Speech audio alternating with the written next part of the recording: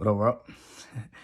Welcome to the Brand New Show video podcast edition. You already know this video will be on my YouTube channel, Brand New Show, JANEAU Show. Go watch, subscribe, comment, like. You know, if you disagree with these videos, that's even better.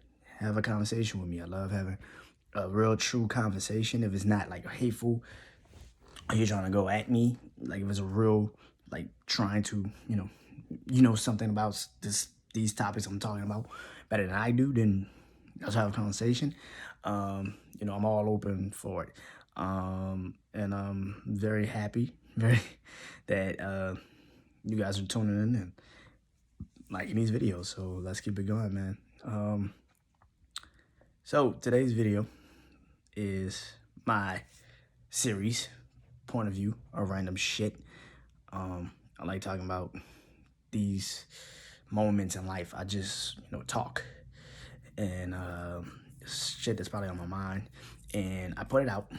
And I don't know if it's you could take it as a point of view, or you be like, what the fuck is this dude talking about? I don't get it. I think there's some random shit he just saying. That's why I named it this. It's not really anything crazy about it. It's just that simple. It's whatever you take it as, you take it as. We live in this highly sensitive world we live in right now. Take it as you take it as. So today's video is point of view of random shit. The reason why I wanted to do point of view of random shit today pretty much is because of something I saw this weekend. It was on TMZ. I think it was on TMZ. It was on TMZ, and the president, Joe Biden, said that he declined, I think, a federal bill that would defund the police. He declined it. He was at a press conference, and he said, I don't know if anybody see this, but he was at a press conference like, well, I won't sign that bill because, a police's job is the hardest it's ever been nowadays. Huh? See, this is why defunding the police, why we kind of have to continue to say what that means. We're not saying that the police's job isn't difficult. It probably, at this moment, I don't know a lot of police officers, but I'm assuming at this moment in life, right now, in the climate we live in, yeah, it's probably the most important job probably in the world right now. I'm gonna be honest. Probably in the United States of America, definitely, probably being a police officer has got to be one of the most important jobs right now, because you get called for any and every damn action that people could think of, that they could fathom. 911 is getting called. If it's life-threatening, life-altering, you're getting called, probably.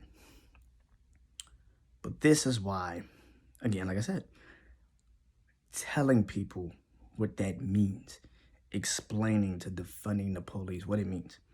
It's not to say we don't want cops. No, we need cops. We're not dumb. We know we need cops. Well, we're trying to take that load off of them, where they have to continue to come to neighborhoods every time something gets called, every time something happens, every time a situation pops off. They don't have to get called. Instead, we have places set up where the community will take care of that situation and not the cop. That's what defunding the police is. Taking the resource, taking damn near a $100 million budget that you're giving to the police every fucking year to a community that could build resources for people. Mental health, for example. You can build a mental health hospital in a community that thinks mental health is taboo. But if it's there, I would hope that people would say, you know what? It's here for a reason. Let's go see what this means. I've talked to a lot of amazing podcasters about mental health and what we think about our community when it comes to mental health. And I wish that more people would be open to going check and see that that's not normal, what you describe your childhood, seeing dead bodies and guns and violence. That's not normal. That's PTSD. You need to go get that checked.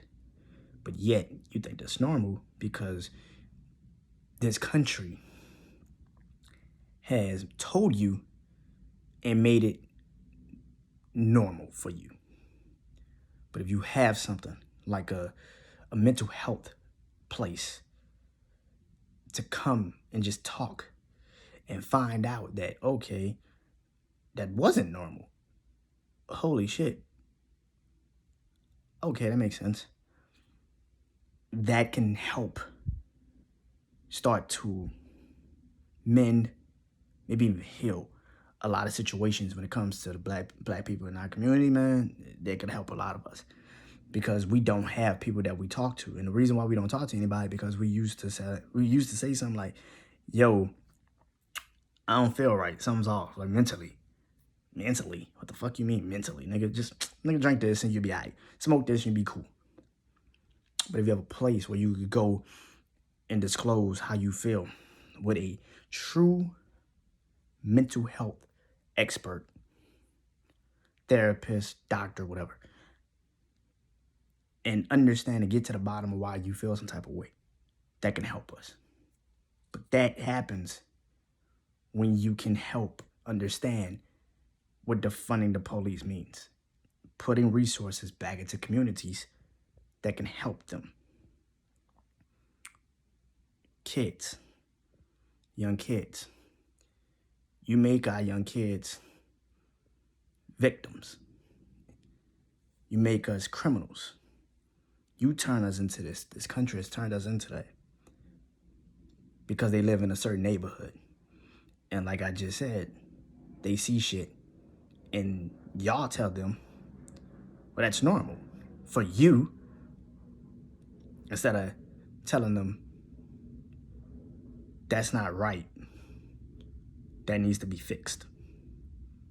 Defunding the police could have helped that because now those young kids aren't on the block every day, not in the streets every day, trying to find, I talked to my brother yesterday on Instagram Live, and he said some important, amazing things. But with those resources, we can build after-school programs for kids. We don't even have after-school programs. I don't know because I don't have, kids. But when I was a kid, we had after-school programs. Like, I remember being in a after-school program, and I don't even know if kids even got detention any damn more. Like, I don't know. I don't even know. We could build something for kids, man. We could build not just Boys and Girls Club, but like a real, place after school for kids to go, where they can learn how to be, where they could pick up a basketball and learn that, wow, I do really have a gift for this. I might want to stick into this court a little bit more and more, stay in the court until my mom come gets me at 8 or 9 o'clock, at night. And I won't be on the streets all the time with them dudes because them dudes, I know they're bad influences. These kids know when they are around certain people and it's like, oh, okay, there's a little bit of a bad influence. But you don't do anything because you gravitate towards that because you don't have anything else to look for. You don't have no parks no more.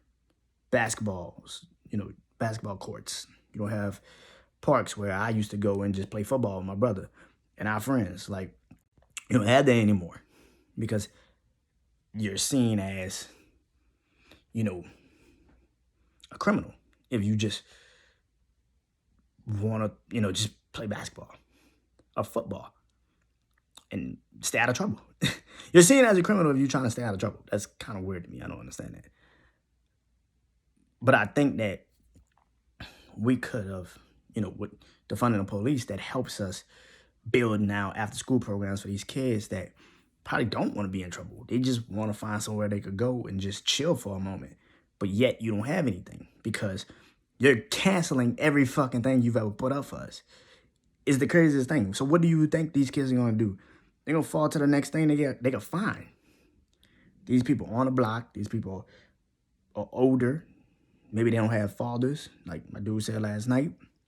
Maybe they don't have fathers. So they're looking for a father figure. And also they're getting love off that shit. And they're seeing that they're getting respect and loyalty off that shit. So they fall into it. And so defunding the police, that helps kids with after school programs and things like that.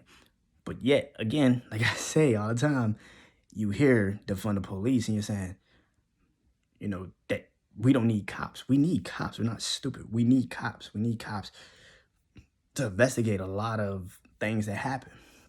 But to avoid what the fuck has been happening in this country, we need to defund the police from coming to our fucking place, our neighborhoods every fucking week. Just because you don't live in that neighborhood, so you assume everybody's bad in that neighborhood because you've heard stories of a few bad apples fucking up in the neighborhood. Don't that sound familiar? That sounds very interesting. A few bad apples fucked up the neighborhood. Just like y'all say, a few bad apples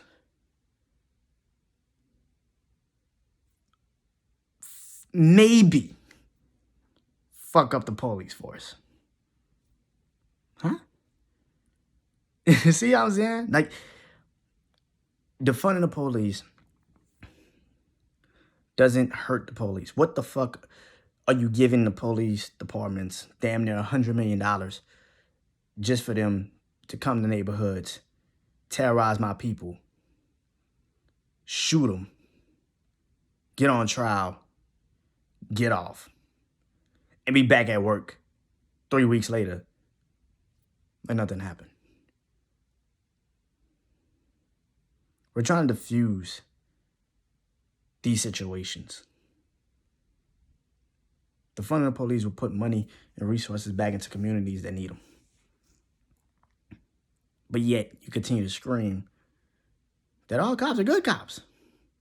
It's a hard job. No shit. Duh, motherfucker.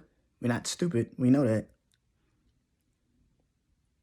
But can you give my people a chance to fix their shit before you decide to enter your bad apples into a situation that really didn't need to be infused by bullshit? I said this a long time ago. Good cops and bad cops. There is no such thing. We're all human beings. When you put on that blue uniform, you're a human being still. But whatever you fear,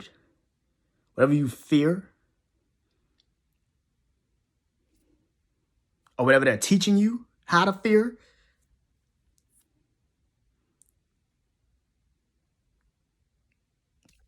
is that my fault or is it that yours? Is your training a little fucked up because you're taught to fear me? People that look like me?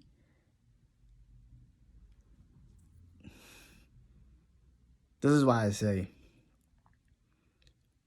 defunding the police. Now, did I expect Biden to sign that bill? Fuck no. Biden is the worst. I'm not gonna get into this shit. Biden, look, I literally have lived through. This would be the fourth president I lived through in my life. I was born when Clinton was president, but I don't remember Clinton like that.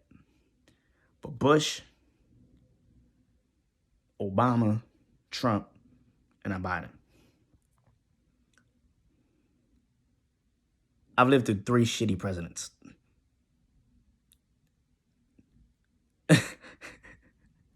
I lived through 3 shitty presidents. Now, my mom and my stepdad, my dad, my people, like, older than me, y'all probably lived through some bullshit presidents. But the 3 that I've lived through so far is like, you can't be 3 out of 4 with fuck-ups. Like, you can't do this country. This country's fucking lost. I don't know what it is. You can be 3 out of 4 with fuck-ups. Like, this is not good. This is not good. It's not good. The reason why I put Bush #1 as the worst president I've ever lived through is because what he did to my city.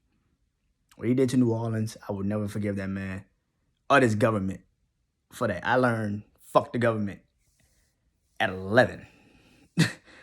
Fuck the government at 11. When I'm starting to see my neighborhoods that I used to ride down getting flooded because you told people to blow the fucking levee up. I don't trust you, and I don't trust the government. On top of that, you tell my people, literally, in my city, 2 days before the fucking hurricane come, oh, yeah, y'all might want to evacuate. What? Yeah, you know, it's going to probably be a 5. Could have told me this shit 2-3 weeks ago when you knew this shit was going to hit. Like, Trump was never a politician. He's damn sure was never a president, but I get it why people voted for Trump. I get it. Totally get it. He was different. He was different. And I see why the government pushed Biden. Because of a country that is screaming it's top secret. Everything this country does is top secret. You can't have a motherfucker that comes off a reality show. And as soon as he hits the press conference, whatever the fuck they just told him not to say, let me tell you what they just told me not to tell y'all. You can't have that as a president. You can't have that as a president. I get it. I totally get it. But I wasn't sold on Biden either. I thought Biden was a terrible fucking choice to begin with. And for somebody like a Biden to scream and go on a Breakfast Club and say, you know, y'all ain't black if you vote for Trump. Well, all my people that voted for you, what the fuck are we, dummies? Because you were just as worse, motherfucker. You haven't done shit for us since you've been in the office. Not a thing. We asked you for one thing, and again, we get you the election. Let's be real. Georgia, Philly, Atlanta and Philly came out in droves. North Carolina came out in droves and gave you the election, my guy. And now you come out your fucking mouth and say, I can't defund the police. Their jobs are hard already. We don't need to do that. It's like, you're missing the fucking point. You're missing the fucking point. You're missing the point. Again, you're missing a point. Well, this country was literally in 2020 where it looked like it was on the brink of an all-out civil war. This is why you're president. Because they didn't need a president that was going to incite that. They need the politics back out of the public eye so they could be smoking mirrors again and fuck around and act like, you know, nothing's going on. When we know damn well now the government is bullshit. So, for my closing remarks, fuck the government, fuck Biden, and fuck this dumbass idea that in 4 years, that is going to be a better candidate. No candidate from either party is good enough. You can't fix what took 300, 400 years of breaking. You can't fix it. I know people like black people always say, y'all could just give us reparations and apologize and shit. But, bruh, they don't see us as part of this country. We give these motherfuckers the elections every time. And every time we get the short end of the stick. Fuck the government. Fuck them. like I said, that was more of a point of view than anything. But yeah, if you like this video, man, comment, like, subscribe. I don't care. But I'll talk to you guys tomorrow. And then Friday, question of the week. So see y'all soon. See you the rest of the week, pretty much. Also, 2 podcast episodes out right now on podcast platforms everywhere. So go and see them. Listen to them. Talk to y'all soon. Peace.